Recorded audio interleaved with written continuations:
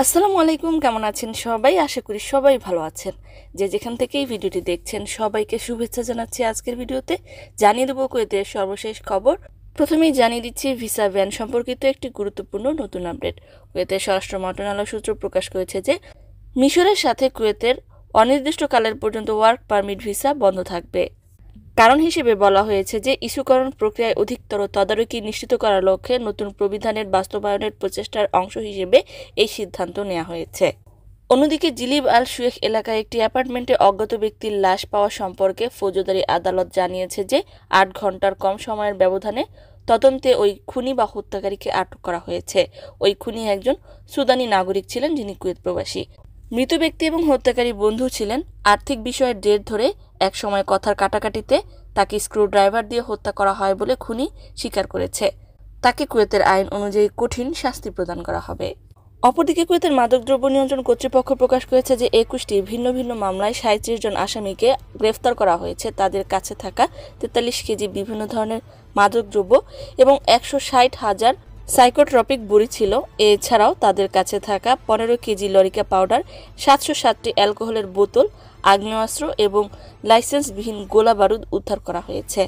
জব্দকৃত মাদকদ্রব্য এবং আটককৃত ব্যক্তিদের বিরুদ্ধে কঠোর আইনি ব্যবস্থা নেওয়ার লক্ষ্যে কর্তৃপক্ষের কাছে রেফার করা হয়েছে। অন্যদিকে কুয়েতের খাদ্য ও পুষ্টি পরিদর্শন বিভাগ থেকে প্রকাশ করা হয়েছে যে সালমিয়াতে ৪টি খাদ্য প্রতিষ্ঠানকে সিলগালা করে দেওয়া হয়েছে। তাদের বিরুদ্ধে অভিযোগ ছিল যে তারা ব্যক্তিগত স্বাস্থ্যবিধি বজায় রাখতে ব্যর্থ হয়েছিল, স্বাস্থ্যবিধি লঙ্ঘন করেছিল, তাদের খাবারে কীটপতঙ্গের উপস্থিতি ছিল, সেই সাথে যথাযথ ডেটা কার্ড ছাড়াই নকল খাবারের ব্যবসা করছিল। উপরন্তু মেয়াদোত্তীর্ণ খাবারও জব্দ করা হয়েছে এবং আইনি ব্যবস্থা নেওয়ার লক্ষ্যে প্রতিষ্ঠানগুলোকে বন্ধ করে দেওয়া হয়েছে।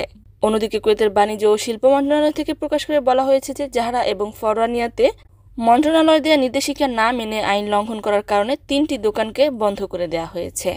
জানিয়ে দিচ্ছি ট্যাপ ট্যাপ অ্যাপসের মাধ্যমে বাংলাদেশে টাকা পাঠানো সম্পর্কিত কিছু তথ্য। বিশ্বের বিভিন্ন দেশে অবস্থানকারী প্রবাসী ভাই ও বোনেরা এখন থেকে আপনার হাতে থাকা মোবাইল ফোনের মাধ্যমেই ট্যাপ ট্যাপ করে বাংলাদেশে টাকা পৌঁছাতে পারেন খুবই সহজে। ট্যাপ ট্যাপ সেন্ড মানি অ্যাপসের মাধ্যমে বাংলাদেশে টাকা পাঠাতে কোনো সার্ভিস চার্জ লাগে না, রেট ভালো পাওয়া যায়। এছাড়াও অল্প সময়ে এবং সারা দিন রাত ২৪ ঘন্টা সার্ভিস পাওয়া যাবে। ট্যাপ ট্যাপ সেন্ড মানি অ্যাপসের মাধ্যমে টাকা পাঠালে বাংলাদেশের ৬০টি ব্যাংক থেকে টাকা উঠানো যাবে।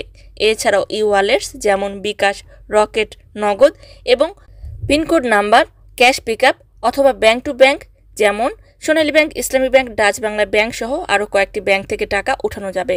প্রথমবার টাকা উঠাতে যে দেশেই অবস্থান করছেন মিনিমাম কোড ইউজ করলে $10, 10 ইউরো, 10 দিরহাম অথবা যে দেশেই অবস্থান করেন সে দেশের 10 কারেন্সি পেয়ে যাবেন। সেই সাথে বাংলাদেশে টাকা পৌঁছলে ২.৫% প্রণোদনা সেটিও পেয়ে যাবেন। তো দেরি না করে এখনই আপনার মোবাইলে ট্যাপ ট্যাপ সেন্ড মানি অ্যাপসটি ইনস্টল করে নিন। ইনস্টল করার লিঙ্ক এই ভিডিওর পিন বক্সে পেয়ে যাবেন। তবে আফসোসের কথা হলো যারা কুয়েত প্রবাসী রয়েছে তারা এই অ্যাপসটি এভাবে ব্যবহার করতে পারবে না। ট্যাপ ট্যাপ সেন্ড মানি কর্তৃপক্ষ খুব শীঘ্রই কুয়েত থেকেও এই অপশনটি চালু করবে বলে আশ্বাস দিয়েছে। চলুন ফিরে যাওয়া যাক খবরে। আজকের কুয়েতের সর্বশেষ কারেন্সি হলো কুয়েতি ১ দিনারে বাংলাদেশি ৩৭৬ টাকা। সর্বশেষ গোল্ড প্রাইস হলো ১ গ্রাম ২২ ক্যারেট স্বর্ণের দাম ২২ দিনার ৩০০ পয়সা। জুয়েলার্সে কম বেশি হতে পারে। সম্মানিত ভিউয়ার্স, আজকের মতো এই ছিল আপডেট। পুরো ভিডিওটি দেখার জন্য ধন্যবাদ। এ ধরনের ভিডিও পেতে চাইলে ইউটিউব চ্যানেলটিকে সাবস্ক্রাইব করে দিবেন, ফেসবুক পেজটিকে লাইক এবং ফলো করে দিবেন। যারা পূর্বেই করেছেন সবাইকে ধন্যবাদ। আজকের মতো বিদায়। আল্লাহ হাফেজ।